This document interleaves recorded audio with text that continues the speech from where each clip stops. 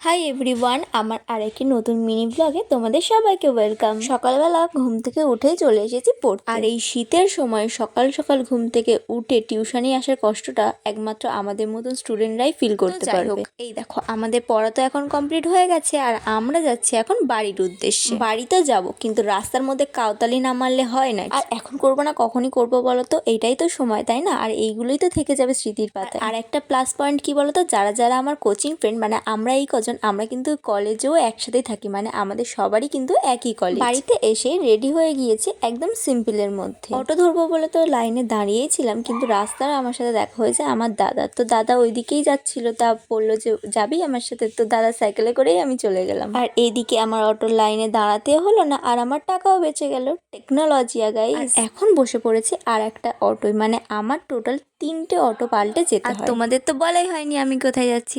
আমি যাচ্ছি আমার দিদুনের বাড়িতে, মানে আমার মাসমণির বাড়িতে। আর হ্যাঁ, আমার চ্যানেলে 200টা সাবস্ক্রাইবার কমপ্লিট হয়েছে। তোমাদের ভালোবাসা, তোমাদেরকে অসংখ্য ধন্যবাদ। এইভাবেই আমাকে সাপোর্ট করতে থেকো। আর এই তো তোমাদের সাথে কথা বলতে বলতে চলে এসেছি আমার দিদুনের বাড়িতে। এখানে এসে দেখি তনুষ্কা এখানে খাচ্ছে কেক, আর আমার মাসিমণি নিয়ে বসে আছে চিপস। বেচারির তো সর্দি হয়ে নাজেহাল অবস্থা। এই সময়টা তো ঘরে ঘরে প্রায় সবারই সর্দি হচ্ছে, কারণ ওয়েদার চেঞ্জের জন্য। আমরা তো এখানে বসে বসে চিপস খাচ্ছিলাম।